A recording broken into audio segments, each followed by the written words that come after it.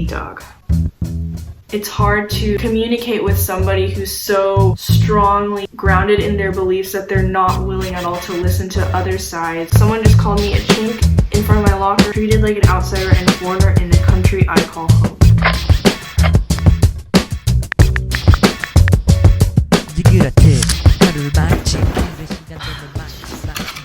Ow! Okay, that took 2 full minutes.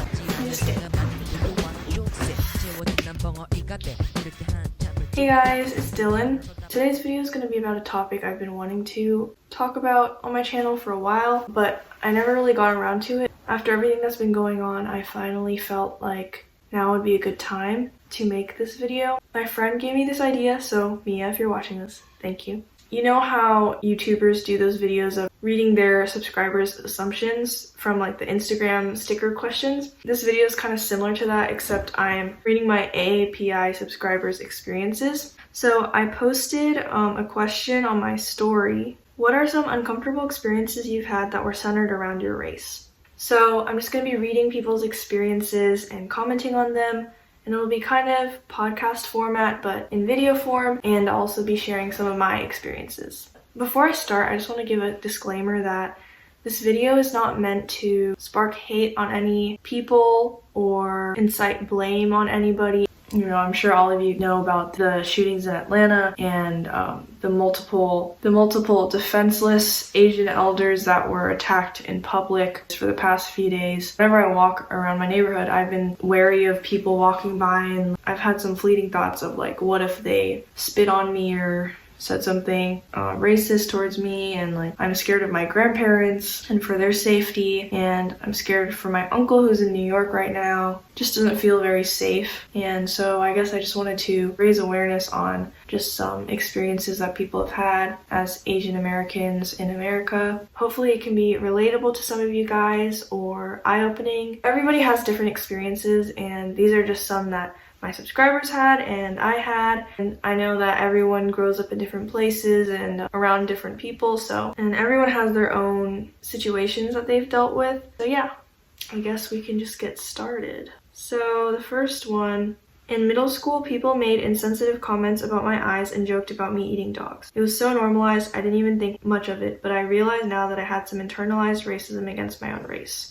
Yeah, me too. Especially if you live in an area where this kind of stuff is so normalized, it's hard for us to know that it's bad as well, because when we're young, so many people are acting a certain way, you just think, oh, this must be normal. The elementary school I went to was predominantly white, and there's a couple instances where kids just made some ignorant comments, which at the time I didn't really know was ignorant, but now that I look back, I realize that they are. And I don't think I was super offended by it back then because, again, it was so normalized and nobody corrected them. I think this shows just how much racism against Asian Americans has just been swept under the bed. But now, because of this Stop Asian Hate movement, a lot of people are speaking out. So I think that's really great. You know, like the thing with kids is that, are their actions a reflection of their parents' influence, or is it just them being stupid and just not knowing that what they're doing is wrong? I hope that those kids know that what they did was wrong now, and I hope that they don't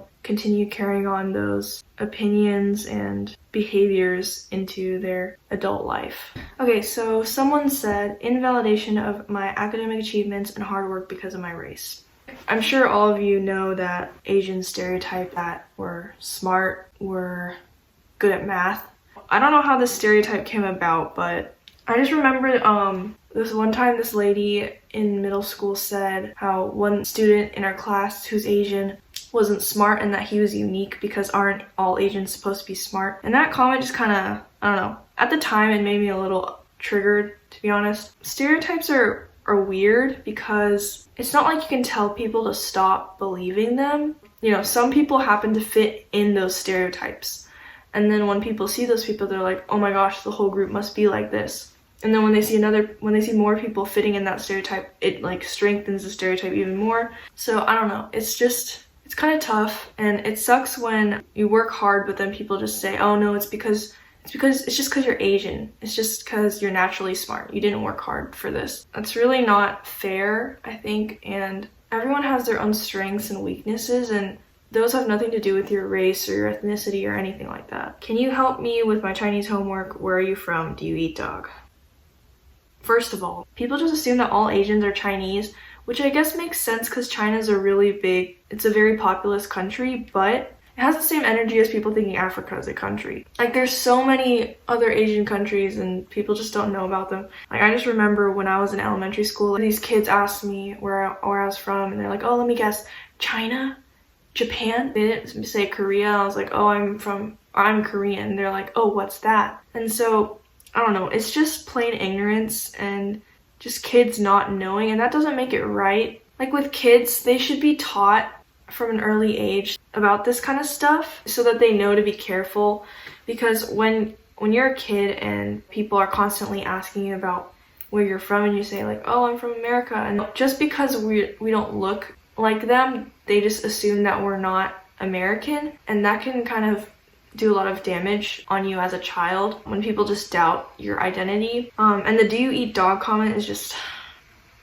My dad has to use unnecessarily fancy vocabulary to prove that he is fluent in English despite his accent. I think what a lot of people do is they just assume that if you have an accent, you don't know how to speak the language, which is kind of weird because understanding a language is easier than speaking it. So if they're speaking it, that means they understand it most likely. But I mean, I kind of understand this because I noticed that I do that with my grandparents. Like, I just assume that sometimes they don't understand what I'm saying because of their accent, and then I feel like I have to explain things more for them, but they do understand everything. It's just that, you know, they have an accent when they speak, but that doesn't mean they don't know the language, you know. There was this instance that happened pretty recently actually, and I went to practice golf with my mom and my brother and my grandma was speaking to this old white lady who was managing the stuff, and I don't know, she was just really rude to my grandma specifically, and she explained things to her. She was dumbing everything down. She just assumed that she didn't understand things and she didn't know how to play golf and she didn't know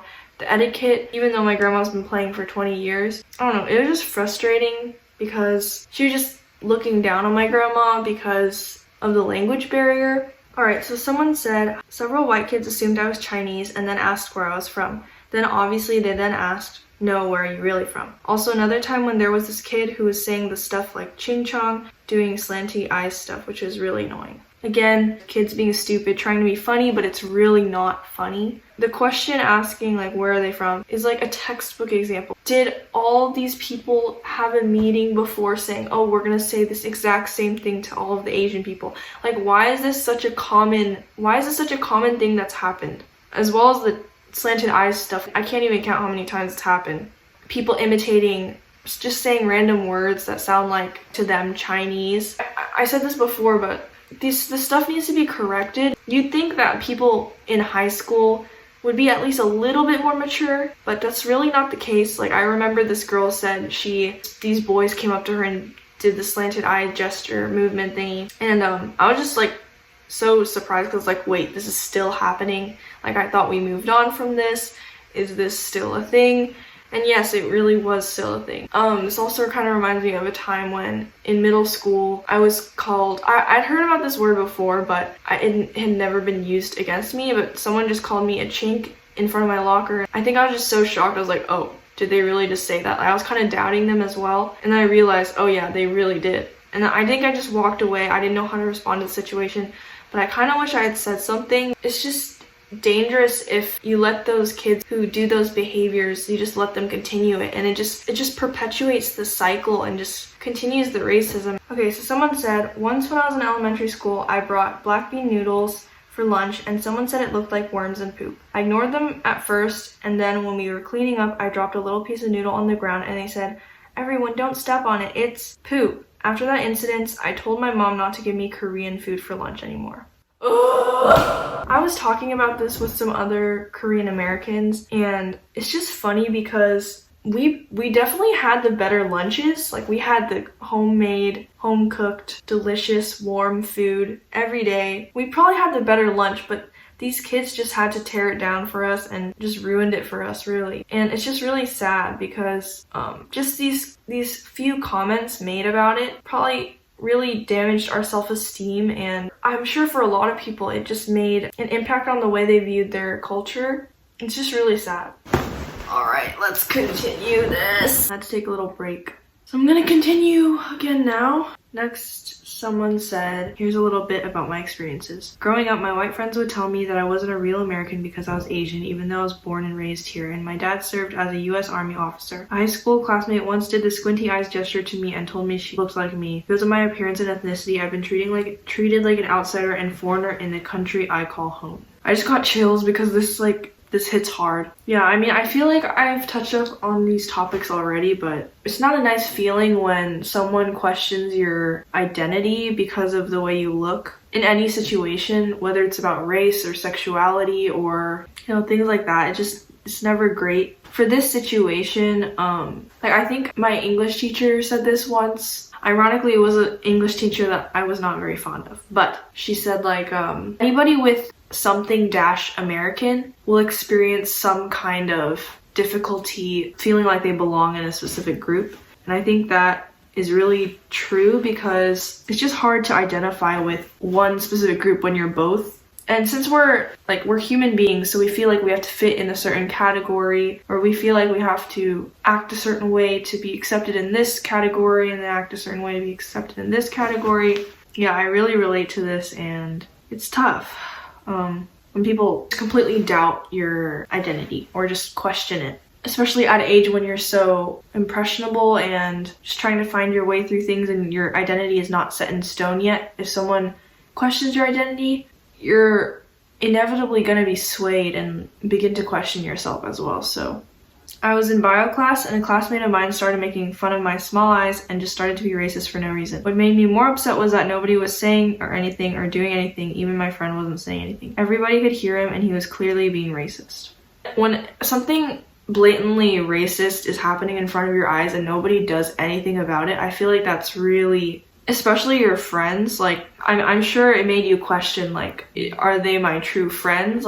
Aren't friends supposed to stick up for each other? Isn't this an environment where I should feel safe, or where I should feel like people have my back? But the fact that nobody did anything about that situation is really disappointing. If someone were to just say one thing, that probably would have helped the situation. And when we're silent, we allow the perpetrators to continue doing their injustice. And so I think that's really unfortunate.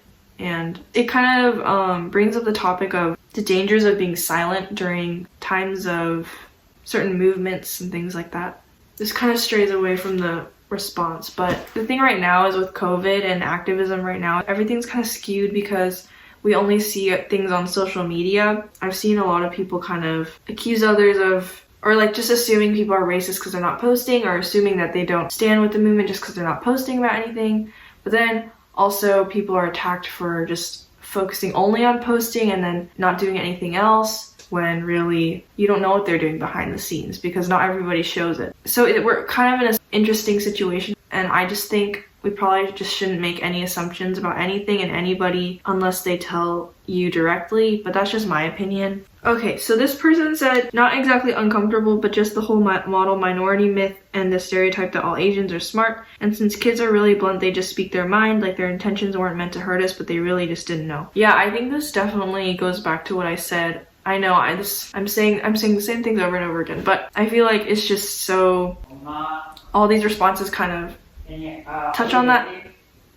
Yeah, so I think this definitely touches on what I talked about earlier about kids being stupid and not realizing they're hurting people and their identities and their mental health and their self-esteem. I mean, I don't know how things are with kids nowadays because people get social media at such a young age now. I mean, it's not like I'm not that much older, but when I was in middle school, I didn't have Instagram and stuff, and I think with later generations, things are going to be really different because kids are getting social media and access to technology at such a young age. So it's kind of alarming, but that's a whole other topic. I don't know. For me, it's interesting to see social media be used as a platform for activism. I think it's a great platform because it reaches so many different people. It's not the only medium that can be used, but it's definitely a strong one. It's going to be interesting to see how later generations use social media. I'm just curious to see how it's going to change things. Yeah, so, I mean, the model minority myth is a whole other thing.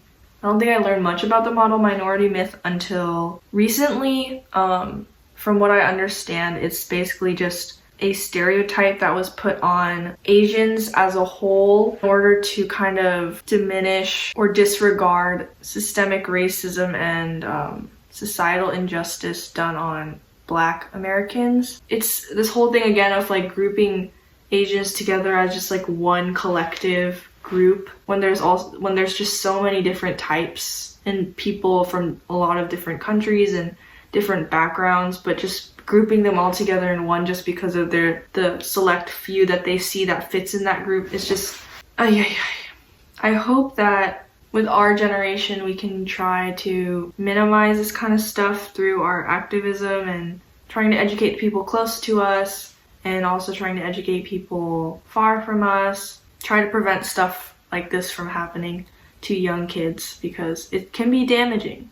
Okay, so I have a long response. Let's go through this. Okay, the story is so long that I have to break it up into separate messages. One day during lunch, one of my friends, a white male, said that white people were becoming a minority. When some of my other friends and I, all Asian American women, tried to disagree, he asked me and my friends, what privileges do I have that you don't? As if this was a rhetorical question that would stump us. My Asian American friends and I were so dumbfounded that we didn't even know how to respond. Because of this, he ended up thinking he had won the argument. After lunch, I told a teacher, a white woman, what had happened, but she didn't seem to think it was a big deal at all. All she did was tell one of the white boys, you can't say stuff like that. That was it. Next day, I went to my counselor and she said that if I wanted to, she could set up a mediated discussion between me and the boy, but I didn't feel comfortable talking to him alone with counselors just observing. I ended up declining this offer because I knew he would just catch me off guard and I would get flustered again. Apparently, there were no other options other than this mediated discussion, so the situation ended there. I don't even think my counselor sat him down and talked to him about why what he said was wrong. I also asked if I could get switched out of the classes I had with this boy. My counselor said that unfortunately I could not because schedule changes are only permitted for more severe situations. I think she used bullying as an example. Needless to say, I've distanced myself. Okay, I have so many comments. First of all, I'm really glad you distanced yourself from him because we don't need that toxic energy. We don't need it. Second of all, I think it's again like so disappointing to see no action being done on this very blatantly wrong situation. Personally, I've heard so many stories about something traumatic happening and then people going to like counselors at their school and then nothing being done. It's just so disappointing to hear that because they're there to help, but when nothing is done, it just makes us lose faith in those people. I'm not talking about anybody in specifics, like I'm just talking about in general and from what I've seen. But I'm sure there are a lot of people out there who do use their positions of power to help people through their struggles, but it's just those select few that do not and who just sit and do nothing when stuff like this happens is just really disappointing to me. It's really dangerous to have someone like this. People that are like this really strongly believe that they're right and we're wrong. They're not open to be persuaded. They're not open for discussion or anything like that. It's hard to communicate with somebody who's so strongly grounded in their beliefs that they're not willing at all to listen to other sides, or they're not willing at all to try to change their perspective or try to understand the other side's perspective. People with this kind of mentality are very toxic, and I wish that they could be reasoned with. This counselor not doing anything is allowing this boy to feel like he did nothing wrong, and he'll probably do this again to somebody else and maybe something even worse. Who knows? So just very disappointing again. Okay, one person said, one time in New York, some woman was passing out flyers, and when she didn't take one, she assumed we didn't speak English and said, oh, ni hao. The thing is, like, you could argue this woman was just trying to speak in our language and be cultural. I don't even know. But the thing is, she assumed, and just because they didn't look like her, she assumed that they didn't know how to speak English. This kind of reminds me of a story that happened in New York as well. I went to New York with my friend one summer, and I was on the subway, and then there's this old black man he was playing the guitar. My friend and I both look like tourists. I'm like smiling, looking around, thinking this is so nice that there's, music being played on the subway. No one else really looked amused. Just to preface, it was late at night. We were going to Times Square. He was playing a game with people around him saying like, oh, guess this song that I'm playing. And then he was like, oh, if anyone guesses this, I'm gonna go kiss that Chinese woman over there with the pink hat. And that was me.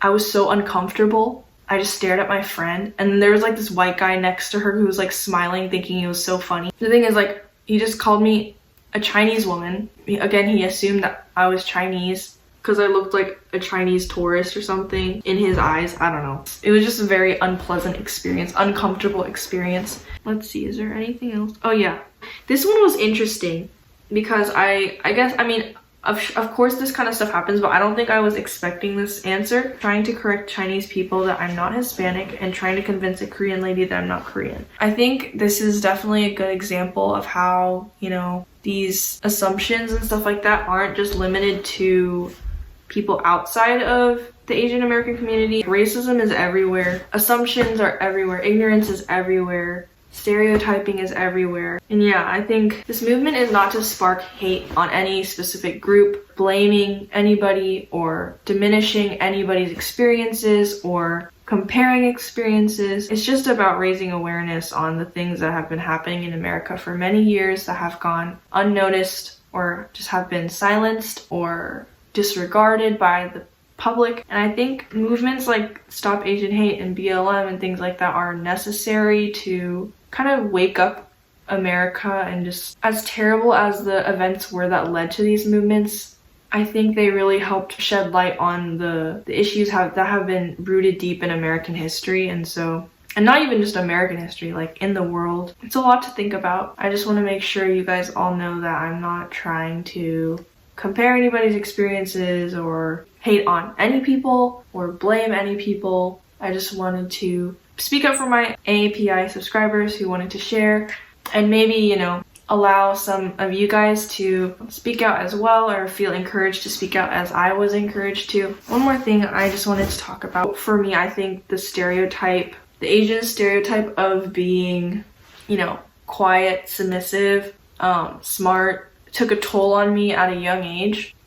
because I felt like I had to be, you know, quiet. I mean, that also was kind of my personality, but now I'm starting to wonder, like, is it my personality because I felt like I had to be that way? I think it took a toll on my path to self-discovery because when I was little, I just saw those traits as what I had to be, but I really didn't want to be those. In American media, like, the popular girl is always a white girl. That's how I saw it. I sometimes felt ashamed of being Asian. I felt like I wished I was white so I could be more outgoing and I could be more social. Or I just wished I wasn't Asian because I associated being Asian with being quiet and submissive and not funny and not outgoing. But those are just stereotypes, and I don't know. So yeah, in earlier years, I had trouble with that.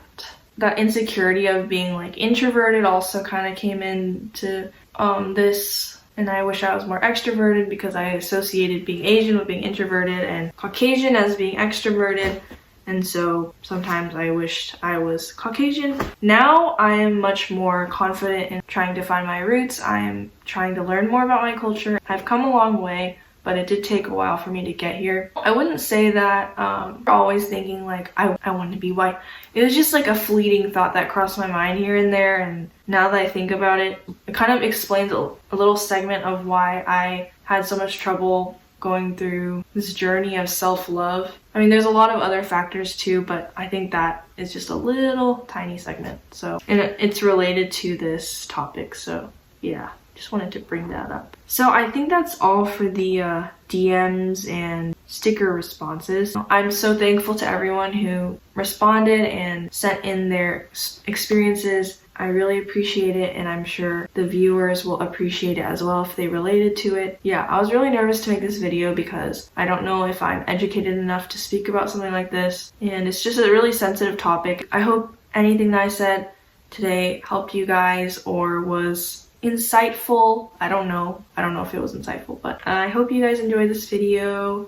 I'll be coming out with a lot more content soon. Need to find more motivation. Just kind of in a slump right now, but I will get out of it. And follow me on my Instagram at di11.3n because my name was taken. But yeah, go follow me there, and you guys can participate in other videos and just see my updates and stuff like that. In the description, I'll try to link a bunch of donation links and resources and things like that. Go check out those if you would like. Yeah, I'll see you in my next video. Bye!